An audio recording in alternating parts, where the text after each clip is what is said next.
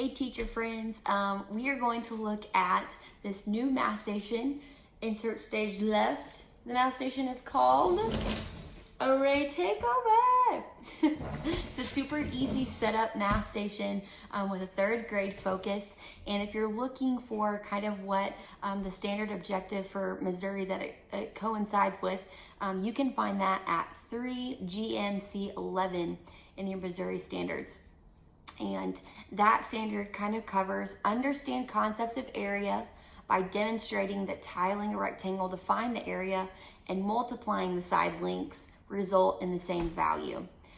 So the objective or the focus in this station is students are going to be able to see they're actually going to build an array together, and they'll be able to see that inside each rectangle there are smaller pieces that make up that rectangle area, and if you multiply each side length, you will get the area of that rectangle. And no matter how you turn that shape, you'll still get the same answer. So the materials that you're going to need for this station are as follows. Let me get my handy board over here.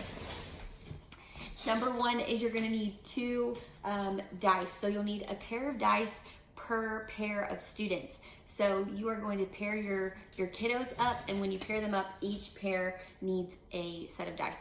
And then number 2 is you need an Array Takeover handout paper. So this is super easy. I just made this on Word document. It's just a table, and you could put as many boxes as you want on it, and then the instructions up at the top. We'll take a closer look at this in a second. So you'll need that Array Takeover printout, and that's 1 per pair of students. And then you also need 2 highlighters of different colors per pair of students. And you'll probably want a pen or a pencil with those kiddos as well. So those are all the materials you need for this station.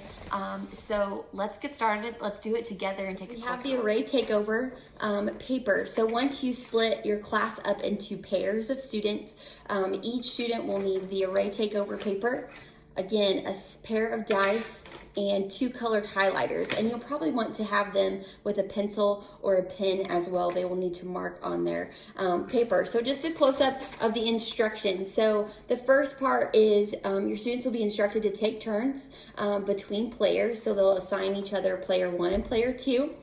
And then they will take turns rolling the dice. And the numbers that show up on their dice will be the dimensions of their array.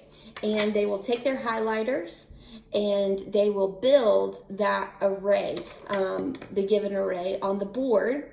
And then after highlighting the area that the dimensions give, they will write the number sentence within that area. That will be represented like in a multiplication problem. And then when one player, after the game kind of continues, when one player runs out of space and there's not enough tiles to draw their array, they lose a turn. And then when both players can't draw their array, then the game's finished. And then the students will look or assess their table and see who has taken up the most space with their array. So we're gonna do a couple together. So I have my dice, and assume I'm player 1. I will roll my dice. And I have 2 and a 2. So I can choose, students can choose however you'd like to do it because arrays are the same, whichever way you turn them. And so we're gonna go 2 by 2. So I will draw with my highlighter. I'm gonna be blue. And I'll draw with my highlighter 2 boxes, 2 columns by 2 rows. And I'll fill that up and highlight that area. And it's really good to use highlighters because the rectangles within or the small boxes within are still seen. And so students can know it's a 2 by 2 rather than just trying to guess how many squares are underneath. And that helps them realize or visualize the dimensions. And it's in the multiplication problem that they'll need to write afterwards. You would write 2 by 2 equals 4. And we just put that right in it. Okay, and then you would continue on. The player 2 would roll their dice, And they have a 6x2. Ooh, that one is gonna probably be bigger. And so the kids would probably get excited because they know their box is gonna be bigger. So player 2 will start down on this corner just to kind of separate their things. So he would do 2 columns or rows, whichever one. It's good practice to know that however you state it, it's still the same. And then by 6.